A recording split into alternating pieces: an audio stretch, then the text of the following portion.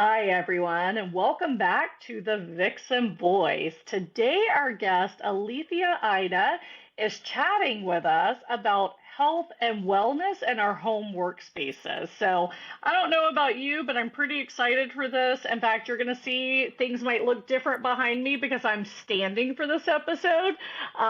It's really interesting. So, we'll get into that with the workspace and the different energy it brings you. But I already know I have different energy standing versus sitting. So I love my little handy dandy desk that does both.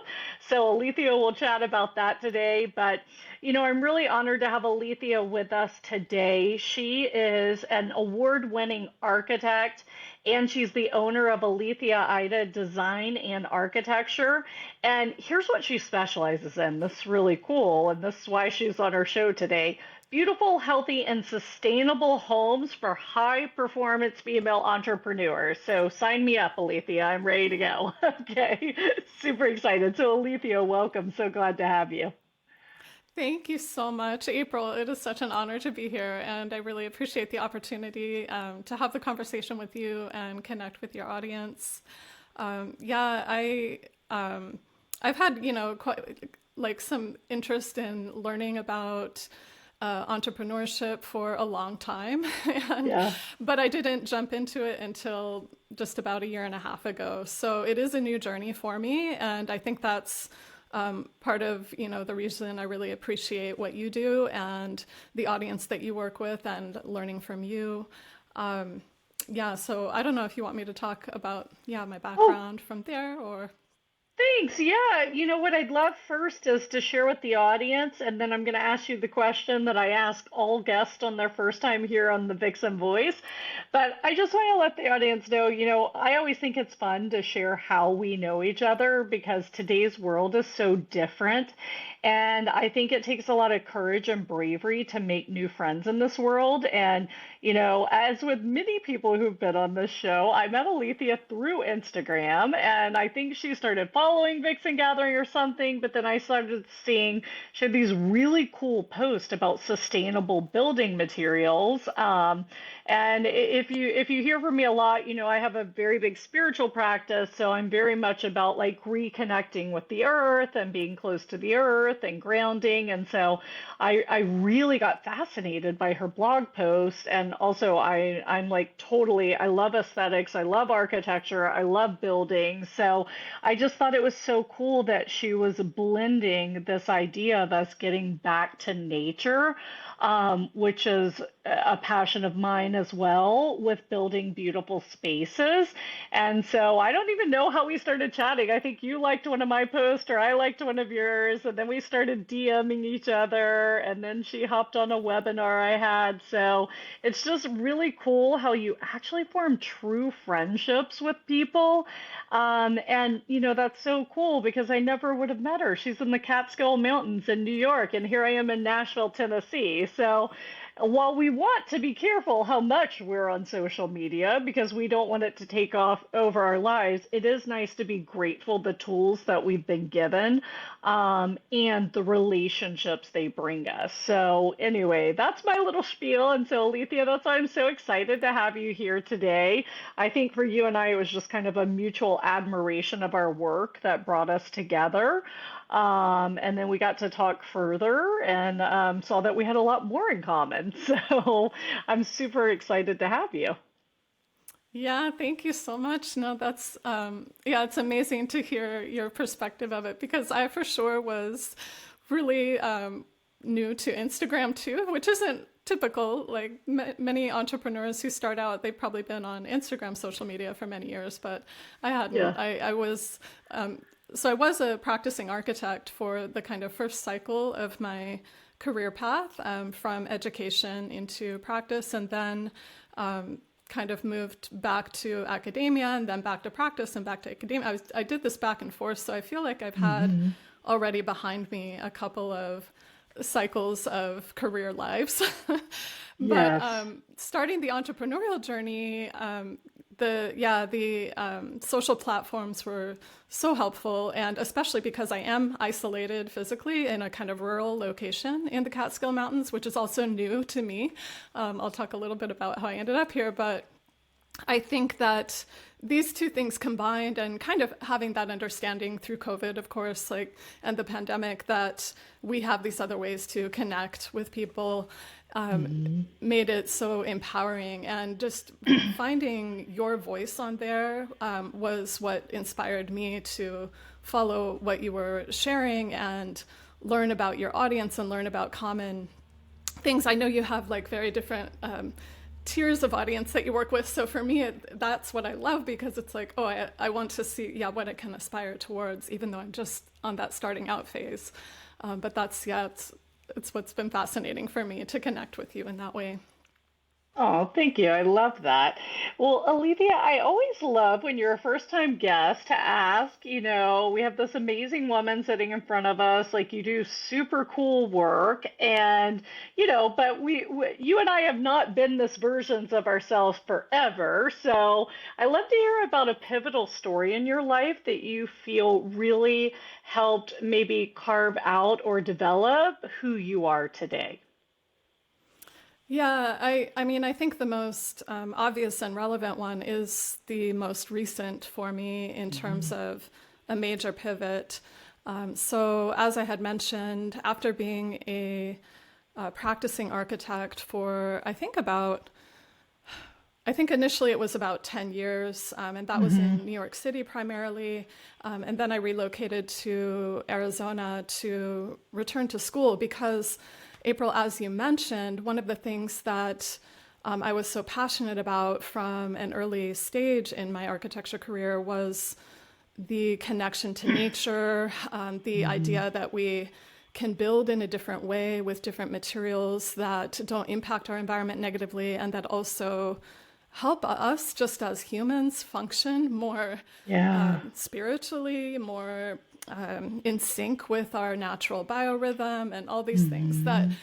well, New York City was not that when I was there in the late 90s and early 2000s. It's all, it's all steel, glass, concrete, skyscrapers, and like busy, busy hustle. And like energetics were very different, right? But that Yeah. wasn't the thing that got me. That I love.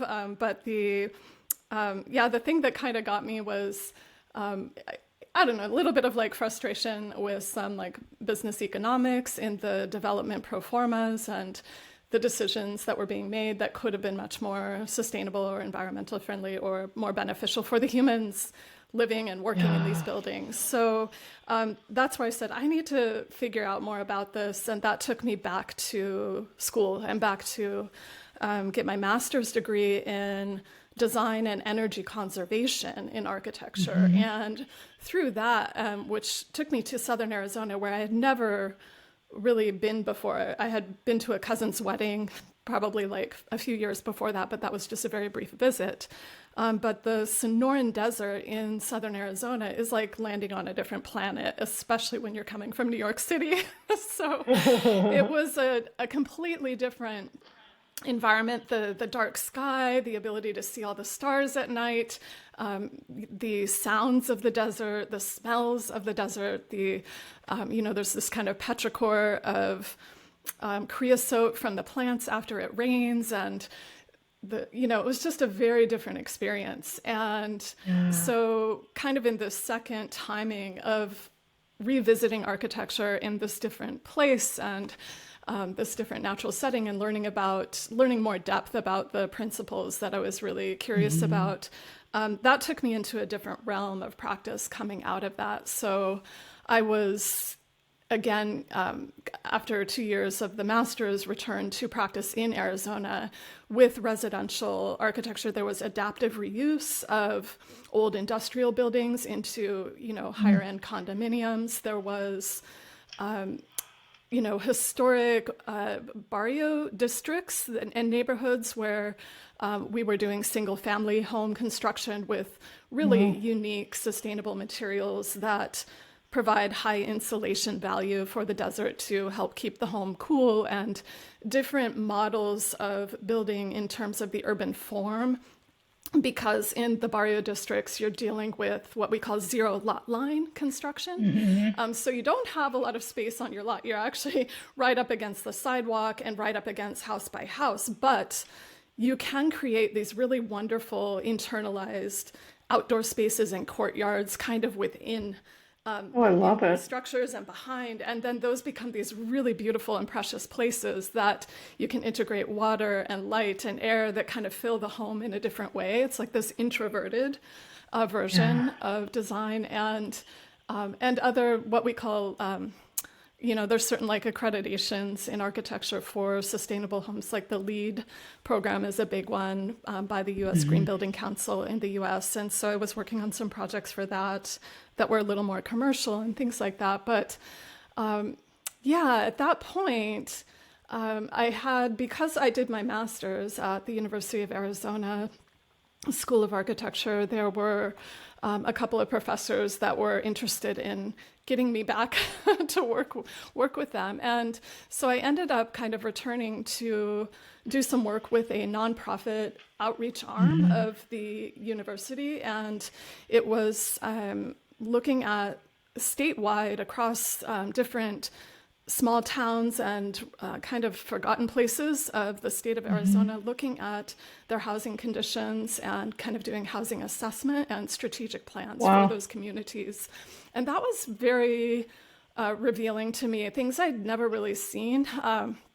Lots of mobile home communities that were very dilapidated, but being in Arizona, you have folks from Mexico that are living there that are not undocumented, so you can't really go in and say we got to redo all these or find different housing, because then that pulls up a whole other can of worms and issues and puts these people Hmm. back in asylums or something. So it was really interesting just in terms of a different side of understanding architecture as it relates to the human condition and to Hmm. the way we live specifically in the U.S. and different things that are happening. So, through that and through some teaching, I got some real interest at that point to really dive deep and say, I need to do my doctorate. I need to really follow these questions and see what I can discover. So that took me back to New York and right on Wall Street, in fact, because Wow. the firm Skidmore, Owings and Merrill housed a program, an architectural doctoral program that I was accepted to, which was affiliated with Rensselaer Polytechnic Institute, which is in upstate New York, and that's the oldest technological university in the whole US. Originally, it was an all men's school, of course, and I think Interesting. that might have been the case for 30 or 40 years before it switched over to let in women. But the program was amazing. At the time, it was run by Anna Dyson. She's now running a center at Yale, and she is amazing. She's been an amazing mentor for me, but she initiated this program that combined the aspects of ecology and science and architecture, which is a really, really intriguing kind of interplay when you start to look at these intersections of what is happening with the ecological systems. And that doesn't have to be just natural systems, right? So ecology Hmm. can be a whole combination of things in relationship to how humans systems are working, and then what does that mean in terms of our built environment.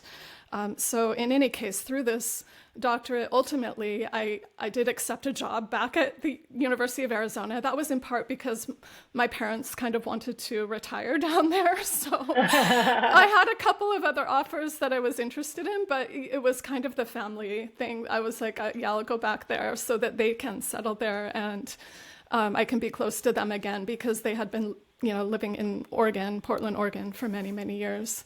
But, I went through the whole process almost, with the doctorate and then into tenure. It was a 10-year track position. So I became an associate professor, dug really deep in my research and my teaching, and I really enjoyed it. But during this time, from the point that I had the doctoral studies in New York to all the way to the tenureship, I had begun a relationship with Hmm. my now fiance, and I met him in New York and upstate New York, and he has a son that he's raising in New York, and we had, he was able to live with me for a bit of time, for a couple of years when his son's mother moved to Kansas with his son. That was hard for him because he couldn't be with his son very often. It was a kind of challenge. But in any case, ultimately, we were long distance for a while. And, ultimately what it came down to was like, I had to follow my heart. I couldn't, I couldn't see a life without him. And I'd never, ever prioritized that in my life before. I'd always prioritized just what I'm doing in my career. And I don't have children. I'm now 51. I've never been married. I've never owned a house, April, right? So it's like I've not led a traditional path. And I know it's just maybe the intellect and the passions and the kind of career thing that's been pulling me most of my life. But this was the pivotal thing. I left it all behind. And the thing is, like, so much of your identity gets attached to, if you're in that way, like following the career in such depth, your identity gets so attached to it. So I knew I accepted this. I knew that that's not defining me, and I still know that, like, I am whole without having being a professor anymore, whatever, it is that I became. So, as a part of the move to join my partner, who was then living in the Catskill Mountains, which is how I ended up here, it dawned on me that this is the time to actually start my own business. And it's a bug that I had in me from the past, but I never had the courage to follow. Again, I think maybe as a young woman, I kind of thought like, oh, I need more expertise, or I need more credential, or whatever, I need more knowledge to prove that I can do this, or so, I don't know. But ultimately I said, yeah, this is the time. I'm going to do this, and it's a good opportunity. So I love it's it. been pivotal. Yeah. Yeah, no, I can see. I mean, it really changed your whole life perception, right? Like your priorities shifted. And thank you for being open and sharing that story because, I fell in love with an Italian, which brought me to Italy, where I couldn't practice law. And so I faced a very similar, Wow. moment. We had some other issues going on. So I couldn't, it was all about him all the time because of his addiction problem. So I didn't have time to focus on me and what I wanted and what I brought to the table. Mm, Um, so that was unfortunate, but these things do happen. And sometimes if it's falling in love or, having a child or other life occurrences, it kind of opens our eyes because I know falling in love really showed me, do I want to be working 80 hours a week at a law firm? Like I remember, he was my then fiance. I remember having to go finish a brief. And he's like, I'm not letting you go up to the office. We were living in Atlanta at like midnight by yourself. So he's literally curled up on my office floor sleeping as I'm working till 2 or 3 in the morning, right? And it's just oh my like, gosh. okay, am I dragging someone else into this life with me? And sometimes you really have those moments. And same thing, like we had intended to have 4 children, so I always planned to have a large family, which I too have no Oh, children, and life led us that, led me that way. yeah, But yeah. the situation we were in when I understood his addiction, I made the choice not to bring children into that environment. And Right. so then when I exited it, it just kind of was what it was. So it's interesting how we think life is going to go a certain way and then it goes completely differently. Absolutely. And I just want to mention, like, I resonate a little bit with your story in my Mhm. initial career path with professional architecture. I was Yeah. in a long-term relationship, dating a guy who was an alcoholic. And Mhm. I wonder if that's why I kind of became a workaholic myself at the time, because I was working Yeah. like 70, 80-hour weeks. And I kind of feel like it was like an avoidance issue, like, okay, because he had some serious alcoholism issues, and it took a long time for me to get out of that. It was not Yeah. easy to get out of it because I loved, it was like this is Yeah. not easy life stuff. But I kind of wonder like how those relationships actually set the tone for, yeah, how we show up and who we are in our career. I'm not sure, but I agree, and I agree with you. It was heart-wrenching to divorce someone you're in love with because we went through rehab twice, and the third time I just didn't have anything left in me to do it again. And that led to our separation, which is really hard, especially when you really love someone to leave them at that time. But yeah, I wouldn't be here before us today had I not made that decision. And luckily, I had the support system allowing me to do that. And, my parents were very supportive. I ended up back at their house for some time. And I know some women don't have that support system. And that's why I think it's important to talk about these things and share that journey because you never know who might need you. But I agree with you. I can tell you, I took away a toxic trait for my marriage and that I could not fail because I felt like I had failed at marriage, which was the most important thing. I mean, my parents have been together, oh my gosh, 52 years now. Like they Mine met when too. they were Yeah. 16 and 17 and got married at 19 and 21, right? And like, my grandparents, well, no, my one set of grandparents had divorced.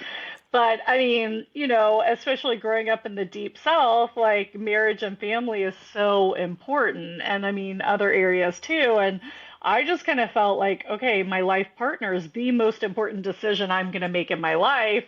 I failed at this. I cannot fail at anything else. And so, actually, in my financial practice, I often overserved my clients to my detriment because I was like, you're not going to fail in your retirement, which was amazing for them, right? Like they got like service they had no idea they were going to get, but it was not healthy for me. It wasn't sustainable, if that makes Right. sense. And so I Right. learned to build a team to help with that. And then, the clients are like, oh, but you're not April and you got to overcome that hurdle. And then you grow bigger and then eventually selling, right? So, yeah, so I agree with you. I mean, everything in life leads us to where we are today. And you have to recognize the good and carry it forward and learn from the bad. Like that's what I like to say. Like we're either succeeding or learning, right? So what can Yeah. I learn from what's happened here? So yeah, unfortunately for me, it did not make me a workaholic because we were living in Italy. So I thought if I sustained the household and became the perfect housewife, that he Mm-hmm. would somehow quit using cocaine, right? And like, Mm. because when we lived in the US, he didn't use, and I mean, we really had a beautiful life. Every time we moved back to Italy, being around old friends, being in the old Oh, neighborhood, like the habits would come back. yeah. But, in our idea, he needed to be the breadwinner because we planned to have a large family. And even though I would work, like he was able to be the breadwinner in Italy. So, yeah, it's very Mm. challenging because we Wow. we bopped back and forth from Italy to the US trying to make it work, just like Yeah. you bopped back and forth from Arizona In to New New York. York. Yeah. And yeah, it's very challenging. But the opposite happened for me. It actually, took my career away for a number of years, Yeah. Yeah. because I was like, all of my energy was like focused on him surviving, him getting better, providing a nice, safe household, right? And that wasn't that's not how I'm designed to be. That wasn't Yeah. the best case scenario for me, right? So that's Yeah. why I started eating away. And, I've seen my friends do it. First year of marriage, they think they're going to be Betty Crocker all of a sudden, right? And there's so much energy put into it when that's not who they really are. If you are Betty Crocker, have fun. Like, go enjoy your life, right? Yes. Yeah. I love baking personally. Yeah, but like I it's like I love yeah. cooking. I'm not so good with the cooking, but yeah. But it is interesting how you're describing this. I mean, it is an interesting kind of juxtaposition. These these two stories. One forcing me to be more of a workaholic, another forcing me to be more in the home. And Yeah. I was kind of thinking about before, coming onto the podcast. I was thinking about some issues around women in architecture practice specifically, Yeah. just because when I went through undergraduate in architecture in the 90s, we're still quite a minority. And Hmm. I think I remember some statistics back then that there may have been like no more than like 8% of the architecture practicing Wow. architects were women. And then now,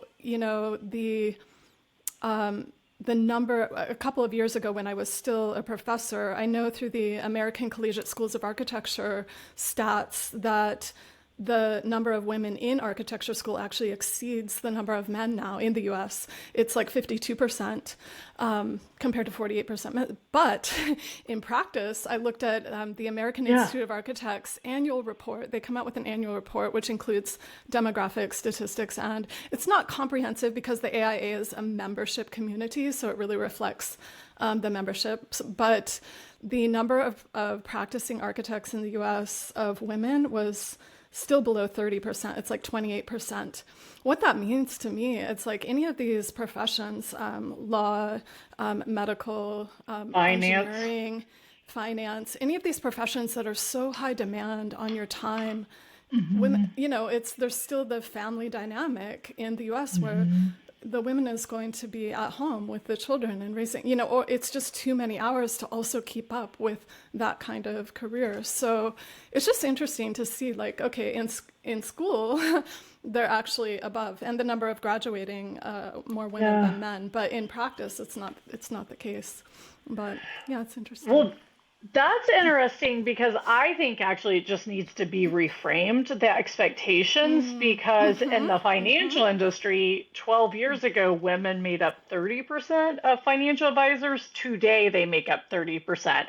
And same thing, I'm sure if we looked at the statistics in school, like it's not that new women are not becoming financial advisors, but I think in the traditional model of the financial world, like you said, there's not room. I mean, women are traditionally caretakers of their parents, caretakers of the children, like, they run the household, etc. But I'm very passionate about this, and I love working with female financial advisors because, in my opinion, you're appointment based. So if you want to be at home with your children, great. You see clients from 9 to 2 every day. If you have the freedom of working for a boutique firm or run your own practice like I did, right? I could totally set my hours. And I just think it's such a great opportunity. And women make phenomenal financial advisors because, they listen, they're trusted, they're empathetic, like all the soft skills that go into, especially when it comes to retirement planning or something, or dealing with widows, really like when someone passes away, like women are very well suited to this. And it's a Right. shame that the industry isn't sustaining them. And, I talk about this a lot because I really think it's because we're expected to stay in our masculine energy all the time, and not that masculine energy isn't important and we don't need it sometimes.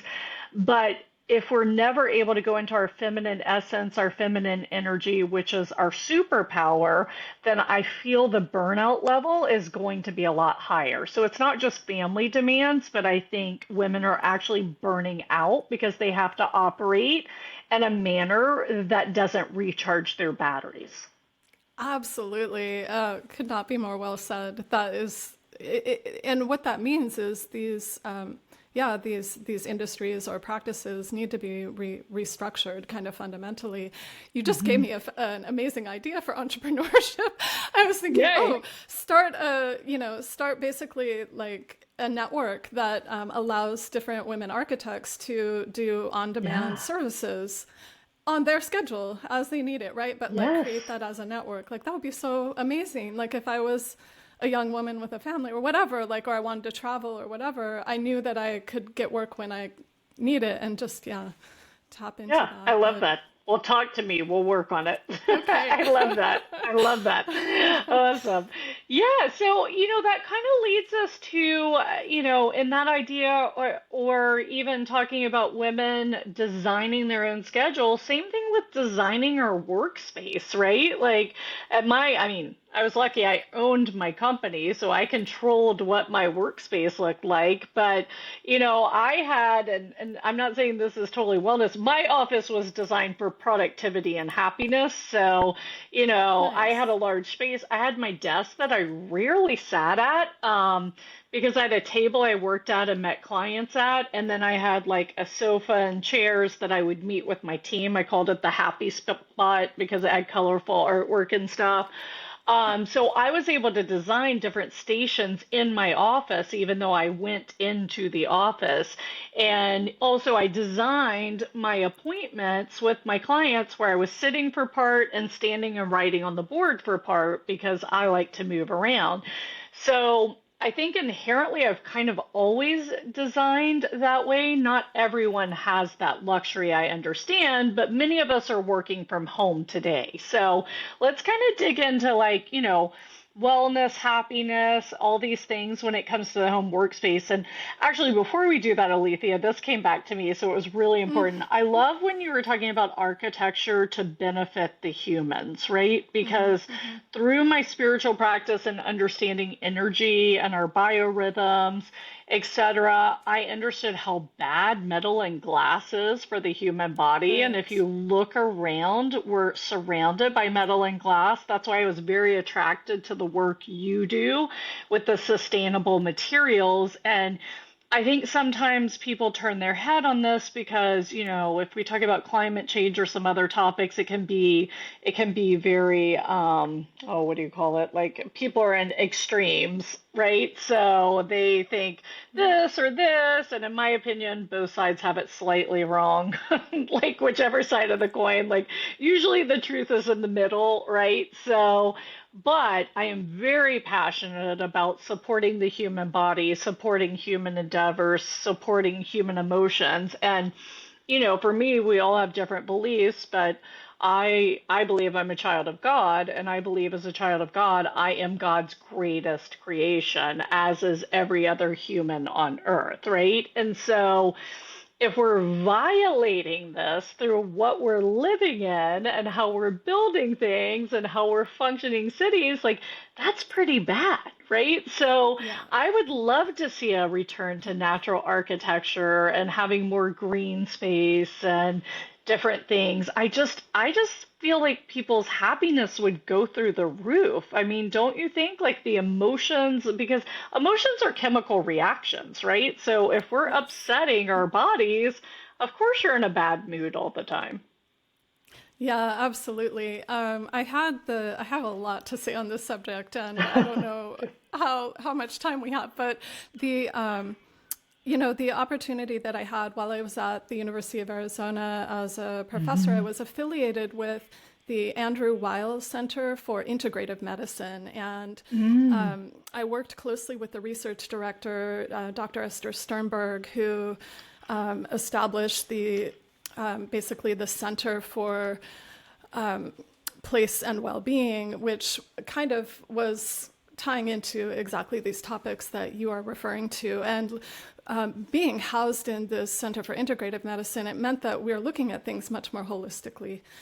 So Hmm. it isn't just the science; it's also Yeah. the emotion, the kind of spiritual side as well. But with the science and how do these things all correlate, and Hmm. how can we start to make better design decisions for our built environment or for our interior spaces, so that as a whole, like as individuals, we can like enjoy life more, but and be healthier and have more well-being, but also Yeah. societally, right? So there's Yes. different scales of that, but we were doing large-scale studies in office environments of the Government Services Administration, GSA, federal buildings in DC, and we were using non-invasive biometric strategies, so sweat biomarkers and heart rate variability, and correlating that with different environmental sensors of daylight Mm. quality, thermal qualities, noise vibrations, like all these other variables, and also the visual, we use a fisheye lens kind of method for understanding visual information of the material qualities and the colors. And there were psychologists involved in the research as well. And, these studies just give wealth of information of how much is actually wrong with Yeah. how things are designed, especially in those large office environments where it's all kind of like standardized and cubicles, and not everybody has a window. There's lots of Yeah. distractions of people moving by. The thermal, it's yucky materials that are emitting volatile organic chemicals, and like it's just not good, right? So in any case, it's helpful to learn from those, but then to also see the wonderful opportunities of how things could be different. So when you Yeah. speak about getting back to more natural design elements or back to nature, a lot of people do just associate that with the plants, the trees, the earth in a way, and I think that at its core is what it's about. But the kind of physicist in me loves the energetics of any kind of material condition, and I just say, Yes. well, all materials come from the earth. Not they weren't necessarily supposed to be pulled out of the earth, all these metals and things in the way that we have, so that we could use them in the way that we do. And that's where Right. but understanding the material structures of what you were mentioning, metal and glass, it's so true in terms of the energetics, because those are very dense structures, and so they're highly conductive. The molecules are so close together that any kind of energetic from a photon that turns into a phonon, it's just vibrating it super intensely, right? So this is all energetics, and the materials that can absorb those vibrational energies and kind of settle them down are the ceramics and the earthen materials and the more porous insulative materials and the plants that are soft, and so these things, it does have to do with the energetics in our environment at a very like scientific level, but then I think that translates into how we experience in our body, and then thus our mind, like all of these spaces and things around us. So yeah, it's Yeah. huge. It's huger than we're probably like giving it credit for, but I yeah. know, and we could go down a rabbit hole. I joke. I'm like, this is why God blessed me with no kids in this life, because I'd be living out in the middle of nowhere under a dome, growing our own food, because I can go down the same I rabbit love hole it. with the chemicals and food and Yeah, I products. know. I'm very passionate I about could too. chemical-free products. Yeah. No, I know. It's yeah.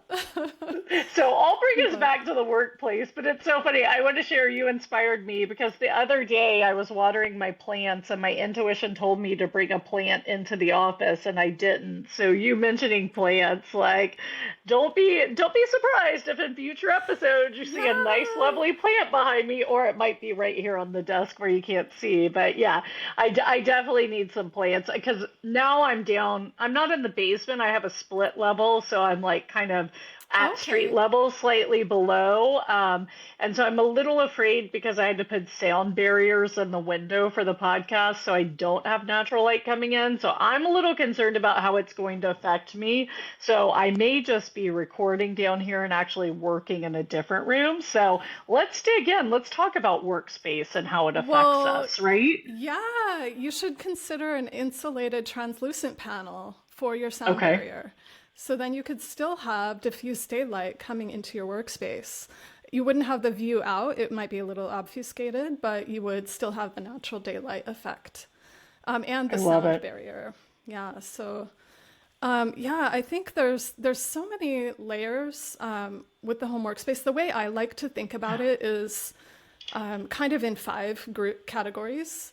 One Okay. is just the basics. It's like setting up the home office, and you may not have. This is the issue with working from home, and I think especially for new entrepreneurs or new business owners who also it might still be just a side hustle or whatever it is, they don't give credit to owning a space that they can do their work in and really Yes. dedicate themselves. And I think that's really important.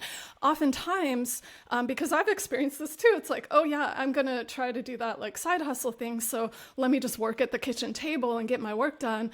But it's not, and that's, or just the little alcove next to the kitchen or whatever it is, right?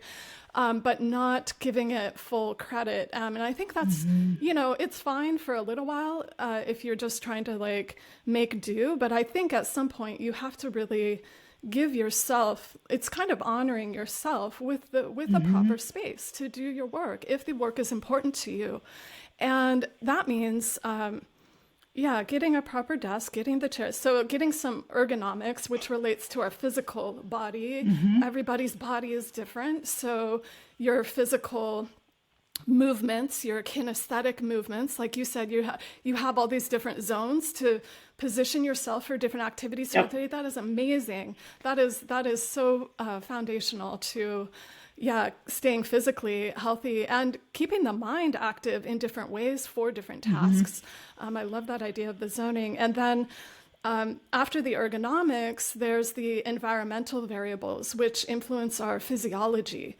And this is really important too, because as I was talking about these biometric studies, we get stressed out under certain condition. The sweat biomarkers or the heart rate variability, they go way up if we have noisy conditions, or if it's way too hot, or if we're getting like super bright light or no light. There's all these range of things that we want to be conscientious of and hopefully improve if we can. Not everybody has an ideal space to work with, but that's where design comes into play. How do we manipulate the conditions that we're given to really optimize for physiological well-being? And then the fourth category. Go ahead. Along those lines, because I'm a certified high performance coach as well, which is a lot of what we focus on in my first tier program for new and aspiring entrepreneurs. But, we're all visually overstimulated. You mentioned the light. So, what I really recommend is taking a break. And this comes, this is science and data-based, and it comes from the High Performance Institute. But high performers take a break every 52 minutes, right? So have a 50-minute meeting, not an hour-long meeting, 25 minutes versus 30. You can get the same amount of stuff done, right, during that time. And then when you have those 10 minutes, sometimes you just take 2 minutes, close your eyes, shut down the visual stimulation, set an alarm on your phone.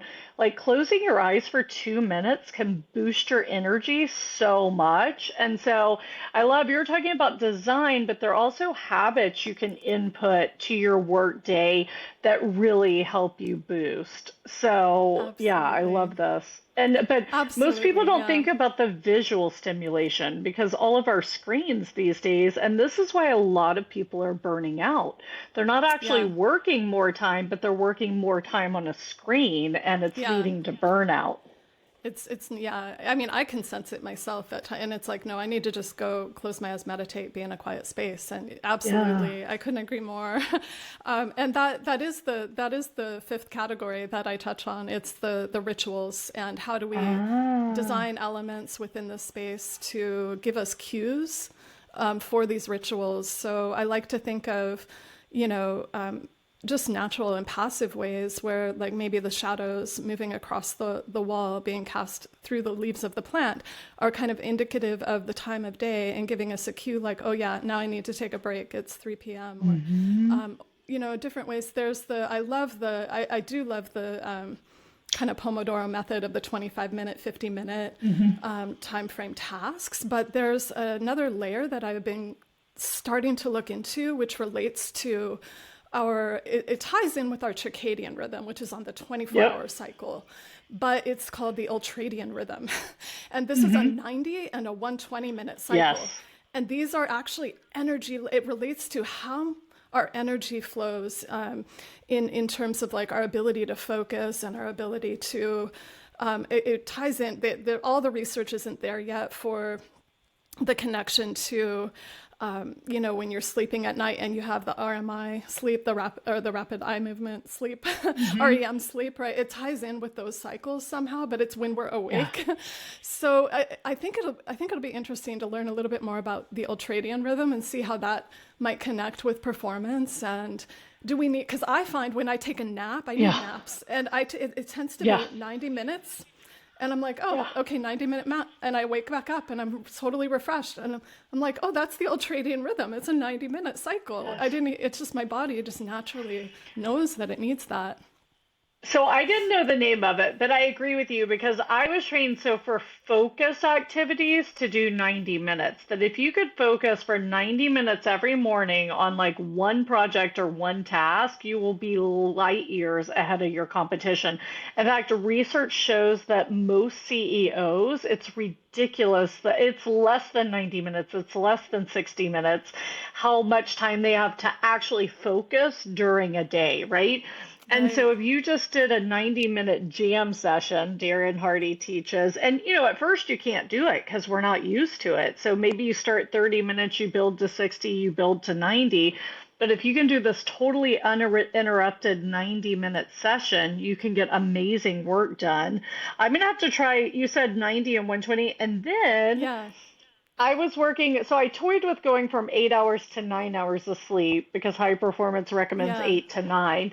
And I Yeah. hated the 9 hours. Like I couldn't wake up for 3 to 4 hours. Like it just didn't work for me. But then Mel Robbins posted on Instagram, "Hey, the hour and a half, like you're every hour and Yeah. a half." So now I know, okay, if I'm under, I'm just going to go to 6 hours or I'm going to do 7.5. So I There actually you used to go. hate Yeah. sleeping seven something, but I'm like, okay, what time do I need to be up with? Okay, let's set the alarm for here. And it's amazing. It really works. I'm waking It up works before my alarm because I'm doing it right in the before. hour and a half segments. And occasionally on a Saturday or like honestly, the other night Yeah. I slept 12 hours after my move. I Oh, haven't been that goodness. tired Yeah. in years, so I needed it. But so then on the weekends, if I feel I need to catch up on sleep, it's going to have to be 9 hours, and I'm just going to have to deal with the grogginess and gift myself a slow morning. But yeah, this stuff is Yeah. magical. I love this. And keep in mind, all of our biorhythms are different if you're listening. As I said, it was recommended to me 8 to 9 hours, and 9 hours doesn't work for me. Like it just takes me Mm-hmm. too long to wake up. So play with your rhythm and see what works for you. So I got to back you up because I interrupted you because I was so excited about the light. Yeah. So we Yeah. jumped from 3 to 5. So what is Five number now. Four. 4? Okay. Four is my favorite one. Cool. So So maybe you did four. that by design, but I didn't want us to miss it. No, I had to go with the flow there.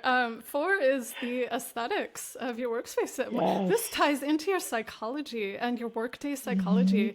When people hear aesthetics, yeah, they do just think of the visual environment, but it's not. Aesthetics ties into the phenomenological aspects of the environment, and that means it touches with all your senses and your spiritual Hmm. side. So there's actually the kind of six senses there, and anything that influences those senses becomes the aesthetic that you are exposed to.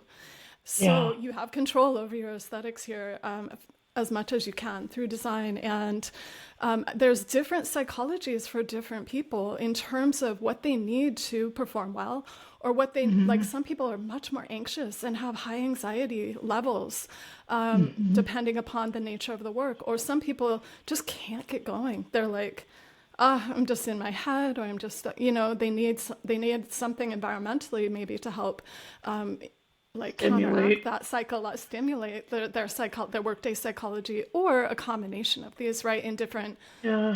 different days of the week, you might have different things scheduled, or like you said, the Yeah. zoning. But it connects into the material qualities and the colors as well. Hmm. I think those are the two major variables here at play, but anything that, yeah, influences your senses in different ways. So that, yeah, that really requires an individual retrospective and kind of a Hmm. documentation, if you will, to understand yourself and your psychology in your workflow, and be able Yeah. to work with the materials that I can share, or consult and learn how you translate that information into a design that will work, to help you do your best and to be, happy and healthy and enjoy with what you're doing while you're doing it. Yeah, and I think a lot of times people think this is psychological, but I say it's energetic or spiritual. But like if you're working at the kitchen table and then you're eating at the kitchen table, you're mixing those energies, right? And so Exactly. that's why, like, Exactly. at my old place, it was 2,800 square feet, and my primary bedrooms on this side, offices on this side, like as far apart as they could be, but still all in the same level. So now I'm here working. My bedroom's 2 stories up. I have been sleeping so much better since I moved in here because there's that I bet. energetic distance, right? And Distance. It's it's like an like, insulation barrier. yeah, and Yeah, it's almost like, interesting. okay, I'm going downstairs to go to work because I have my office and studio down here and I have my healing room down here.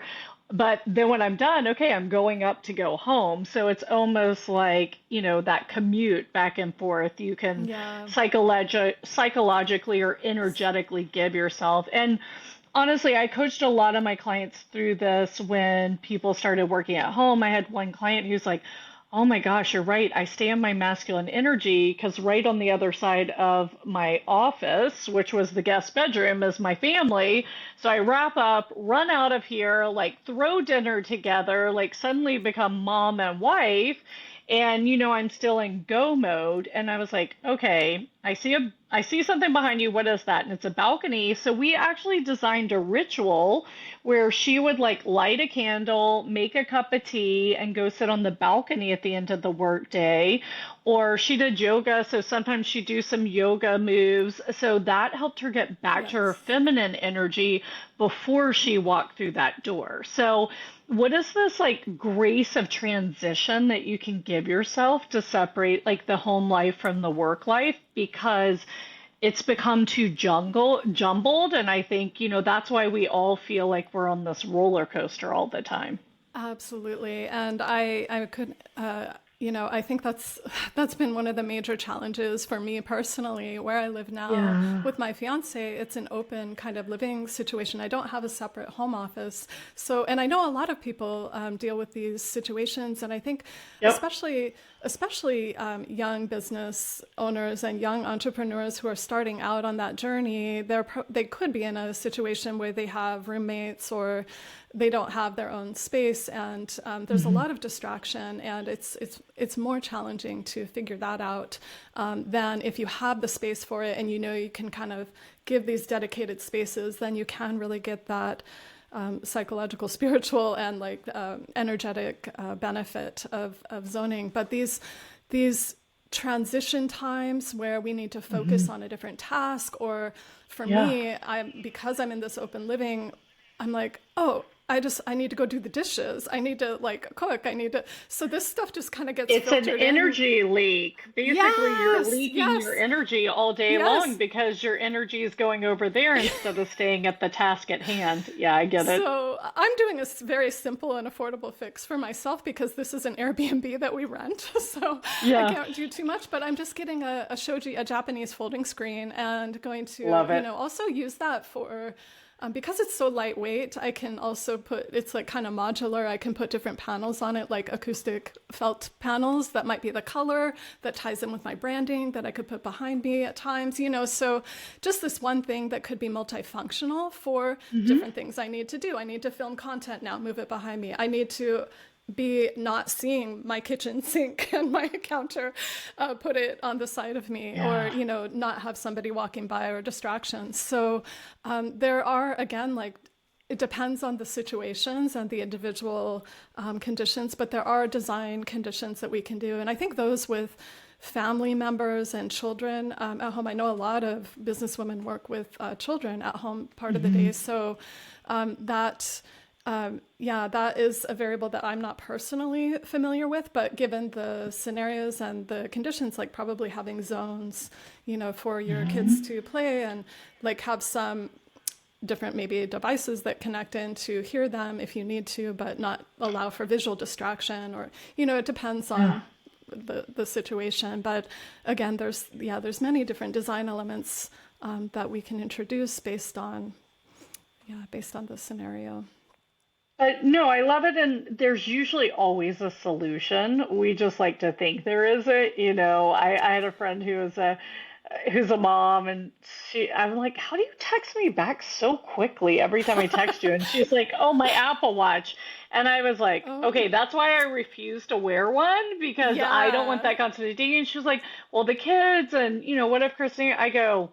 Okay, you can put it on Do Not Disturb and set an emergency setting where certain numbers break through, right? So if something's wrong with the kids at school, it's going to break through.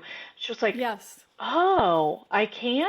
Like, I mean, so if something's a distraction, proactively look for a solution. Don't just say, Yes. oh, there's nothing I can do about this. And, I'm going to tie us back. I love to honor your time, Alethea. We're running almost to an hour here. So I hope everyone was fascinated by this conversation. But thank you. Every time I talk to you, I learn more about your history and your background. And I just love how phenomenally well suited you are through, the different work you've done to really help someone say, in fact, I'm about to hit you up for my new space. We're going to do an audit of my space to see how I can maximize. But, I know that's what you love doing with your clients is a home audit or a home office audit, starting even smaller. And, you heard all of her levels of expertise. I mean, it's rare that you're going to find an architect and designer that has that kind of background and is such a good human focused on making sure to optimize the space for us. So I'm really going to recommend, you'll find it in our show notes. And by the way, if you have not subscribed to the Vixen Voice emails, you should, because we deliver all of these resources to your inbox, making it super simple for you. But I'd highly recommend take a look at this. Follow Aletheia on social media. She has amazing tips that fascinates me. Like I read everything she posts. So find her there. She's so kindly offering to our audience a complimentary home office audit. So if you are working on the kitchen table, do not be embarrassed to call her. We want to help. We want to fix this situation. Schedule that time. She'll help you think it through. If you have a designated space like I do, but maybe it's problematic, how can you optimize it? I just think, we owe it to ourselves to show up our best. And if we're working in a less than ideal environment, we're not showing up for ourselves and we're not showing up well for those we love. So, I think this is, anyway, I'm sorry, I went into sales mode there, but I'm just so excited with your background and everything you can offer to everyone. So to me, it's almost a no-brainer. Why wouldn't you, take advantage of this audit and see if there are things? And I know you shared with me before you're designing like lists of recommended chairs, lighting. Like I love this panel you told me about, so I'm definitely going to check into that. I mean, those of us who do not have a design and architecture background don't even know these things exist. So you can definitely get help. They're creative solutions, but I just love it. I loved our whole conversation, Alethea. As you said, every time we talk, we see we have more in common. So thank you for being an open book Mm. and being here today. And Alethea actually just wrapped up our Abundance Mindset Challenge, and I saw a major shift in you in 3 days and 3 hours. So I can't wait to continue to watch your entrepreneurial mindset and skill set blossom. That's the joy that I get from my job. So thank you so much for being here. Thank you for being an amazing Thank human you. being. As we wrap up, I always like to ask the first time you're guesting, when do you feel your most feminine energy, right? Because at the Vixen Gathering, we're all about being able to harness our masculine and feminine energy and not burn out that beautiful feminine essence. So, when do you feel your feminine energy the most, Alethea? Oh, it's interesting. I have probably a few situations, but I think, yeah, taking a walk, a hike or walk in the Yeah. woods or in nature. Yeah, I feel it quite a bit then. I don't do this anymore, but I was a competitive figure skater as a child, Wow. and so that I still can like experience the movements, and that's Oh, feminine energy beautiful. to me. It was, yeah, probably like that child feminine energy that I kind of miss now. I want to go back and skate sometimes, but I just don't. So yeah. You should. A good friend of mine actually just got her daughters into horseback riding, and she was like, "I want to go horseback riding too." I was like, "Go." And she was like, Go. Really?" I'm like, "Yes." Like you're taking them, just go. And she did, and like, oh, she was so happy because she did horseback riding like as a child as Oh, well. So it's so yeah. funny. We gift everyone else these beautiful things. Like we should gift ourselves and enjoy the experience. So cool. I can't wait to hear about when you go ice skating again. Um, But the other thing I'm curious about is what color, and especially you're an architect and designer. So, by the way, we can have a whole nother chat about architecture and our trips to Europe. But share with me what color would your feminine energy be, or what color is it? I think I think now it is a light, cool gray. I Nice. think it used to be different things. In fact, I used to have different colors for each season that I would feel more feminine energy. But yeah, I Yeah. think now maybe it's the season of now I'm perimenopausal, menopausal, so light gray. Why not? It feels very feminine for me now, and I like Oh it. my gosh, it's so funny because I almost wore a light gray cashmere sweater for this interview, but it was a little too warm today. Like that would have been Yeah, hilarious. yeah. I'm very intuitive and I do that a lot. I'm often wearing the color the person shares, so I guess I pick it up Interesting. in their Well, energy. It's really funny. black is another one for me too. But yeah. I I love it. That's so awesome. Well, everyone, as you know, I always say the world needs more love. So, how can you show up in love today for yourself, for others? Let's add in your home environment. Let's have a loving home environment, a loving workspace environment, really creating a space that we can thrive. So, how can you show up and do that today? And Alethea, if you had one final message for everyone out there listening, what would it be? Oh, yeah, I think I would resonate with your words and yeah, just say, owning, and I think part of this came out of the mindset workshop, abundance mindset workshop for me, owning your passions, owning your goals, Mhm. owning what you aspire to do and to become, and taking action while you're doing it, but owning it fully. And that would Oh, I love include, that. yeah, your workspace. No, that's so beautiful. Well, thank you for being a fascinating guest today. If you're listening, don't forget that all episodes are now on YouTube. So if you want to check out our lovely faces, if you're listening on Apple or Spotify, you can go to YouTube and check out this episode. And don't forget, we'll have in all the show notes the resource that Alethea is very kindly offering, details of our conversation if you want to revisit steps 1 through 5, and also anything else we chatted about. So definitely go check out the show notes. Check us out on YouTube because here's the cool thing about YouTube, you can join the conversation, right? Leave your comments, let us know what you find fascinating. If you're listening on Apple or Spotify, we'd love for you to leave us a review and let us know the same thing. Have a fantastic day. Remember how you can show up in love, and I challenge you, take one piece of advice from Alethea today and make your home workspace at least a little bit better. So have a great day, everyone, and I look forward to talking to you soon.